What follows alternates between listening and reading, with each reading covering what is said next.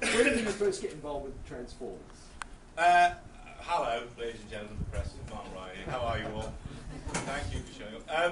I got involved originally right at the very first beginning of the first Transformers picture, and they were looking for a British actor. That was actually the brief, that had stage experience to be the voice of the robots on the set and to interact with the actors. And that process then carried on to working on the set, and then at the end of the first one, obviously, I ended up being the voice of Bumblebee for that one, and Bumblebee for the game. And then later on, in the beginning of the second one, of this one, Revenge of the Fallen, I go in and lay down the scratch track, which these gentlemen then come and completely eradicate with much better voices than I could do. And we lay down that scratch track so the CGI guys can start putting the CGI scenes together with the robots, where they're talking to each other, because it's the robots that take so much time in terms of artistry and the amount of information that has to be stored for them.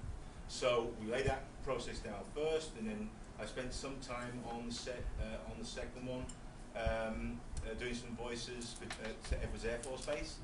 And then after all of that is put together, and Michael wants to start then dropping in the voices and the dialogue that we have, we go in and I'll, for instance, I did the original Jetfire, and he kind of liked the voice, but he wasn't quite happy with it, so he wanted to tweak it. He wanted to make it older and angrier and a little bit more cantankerous, and so we play with it and we build it and we try different dialogue, and then I think probably we finished working on that with the help of Alex, because Alex did come in and help write some new dialogue for that about 4 weeks before the film was actually released.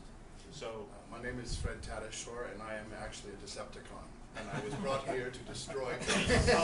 No, actually, well, no. I worked on the video game as Demolisher and Grinder and Stunticon with a partner over there. We had a lot of fun with that. But for the movie, I was the kitchen bots.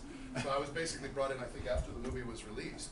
No, it was really, we really just did it right there, like the basic at the computer at the editing thing, and I'm going, and just actually doing it in front of them. And he's saying, try this, try that. So that's pretty much my story with it. It was really fun. I'd like to phone a friend, Regis.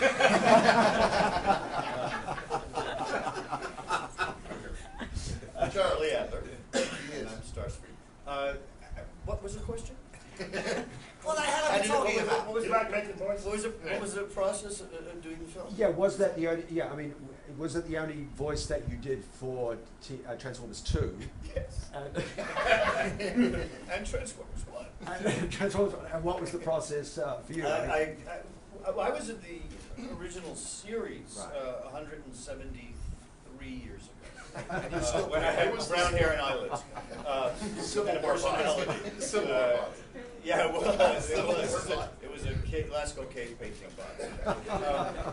I auditioned like everybody else, and got this amazing, monstrous person, which I love playing, and went to a stage where with Michael Bay, and they ran footage, and it was a great shock to me because I never know where I am most of the time. And when I got there, I didn't really know what to expect, and the footage was almost done. And it was unbelievable. I'm going, does that mean? And I don't see too good, so it's like they all look exactly like Hereditary. I'm Jess Sarnell. I'm actually here to promote a Bon Jovi tribute band. Come and see that. No, I had a distinction that I was proud of in the Transformers thing, which was that in the first movie, as in the second, I played Ironhide, but in the first one, I also played Barricade. So I was an Autobot and a Decepticon. So it was like two forces working against each other, kind of like the Bush administration. So it was kind of cool that I got to meet two of them. I think in the second movie, Barricade developed laryngitis because he was still there driving around, but he didn't say anything. And Ironhide, the way that came about for me was, we all have very strange experiences with auditions, because you never know with auditions what's going to happen, and you forget about them as soon as you leave if you want to stay sane. So I got this called audition for the Transformers movie, and I do, as a lot of us probably do, I do a lot of promo work, promoting movies. When you hear those guys go, in a world, and then one man, you drop your voice down when you do that, right? And I don't naturally have that kind of voice, but when I do that, I work the mic really close, and I had a feeling, just because it was Transformers, and you don't want robots to sound like this, so I know I was going to do something really, windy.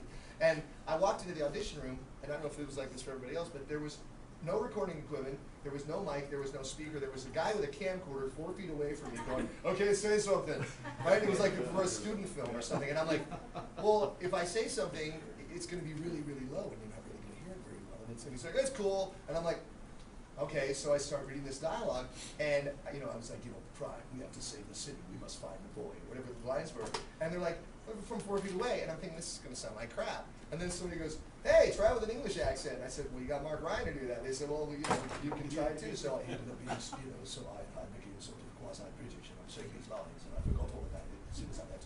And I thought, there's no way I'm ever going to book this. It sounded stupid. I'm 4 feet away, and all they can see is hair, and this isn't going to happen. And then hair, right? Proud. And, so I get the call. Wouldn't it be great if we just took his hat off? The hair came with it. Hi, I'm Andre Soljutso. I'm the voice of Sideswipe. That's the really cool silver Corvette that destroys Tokyo at the beginning of the movie, which I didn't know. Sorry, which I didn't really know initially when I did it. What happened, as he said, when you do auditions, they come in, and there'll be like, it's been photocopied 3 or 4 times before it gets to you. So it's this blurry picture of a giant robot, sort of, and a brief description, and it'll say something, kind of cool, sort of James Bond, but not British. And so I did the audition, quickly forgot about it, and a couple of weeks later they say, okay, they want you to do Sideswipe, for Michael Bay, and I was very excited. And it kept going back and forth, because as you can imagine, he's a tremendously busy man. And this was, as he said, very, very, very late in the process. I was available, then I wasn't, he wasn't, he was never, he is, he's not. By the time they finally called for the session, I was working in New York. And so I literally okay, he's available for an hour now.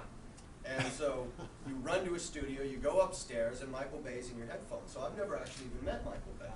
And so he says, oh, I like what you did. You sounded sort of British, but not. It was great. And I'm like, thank you, Mr. Bay. And then, which we were all very comfortable working, it's a process where he says, okay, imagine you're a giant 80-foot robot and you're picking up a car and you're throwing it to the other side of the room. And Same thing you imagine every day. Right? But we do a lot of that, especially with games and action cartoons. Most of the time in the animation, you don't get the benefit of seeing what you're doing. That's where these guys were very lucky, and some of them did. That's where I didn't. So, and Michael Bay's never met me, which in one sense might be better, because when I suddenly go, yes, agree, that felt good. He doesn't know that I look like a child with a goatee. So, he thinks that I'm this big 80-foot older British man, but not. So, the session was about an hour and a half, and it was fascinating because he would sort of, give you a direction, give you a line, and then you'd suddenly hear this silence, and it was Michael Bay obviously syncing it directly to the movie, because this was literally about 2 weeks before it came out. Wow. So I'm just doing lines, making stuff up, and he's going, quick! And then, and he put it all together. So I finally saw it literally in IMAX in the theater, and I was just, wow, I'm really cool. Yeah. So you do this voice, and then by the time it goes through the entire CGA process, it's just a miracle. I am Kevin Michael Richardson. I've played a few guys. I guess a couple of them are the hatchlings, some other creature, and Prime number 2, when Sam Witwicky looks like apparently he passes on, and he speaks to an ethereal kind of spirit Prime. I was the voice of the Prime.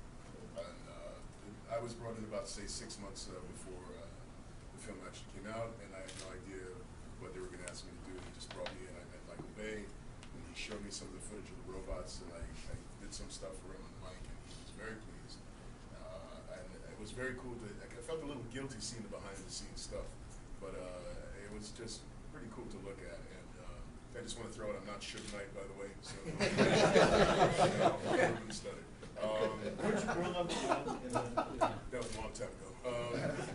But I had no idea how it was going to come up, because I watched the movie with my family, and my children are there, and my wife, and when the scene finally came up with the big speech of Prime 2, very happy, very excited. I was very pleased with the production, because I do remember Transformers as a kid, and breaking toys and breaking my friends' toys and playing with them, and then to actually see it become He still comes to my house and breaks my toys every time he comes. We met in prison. It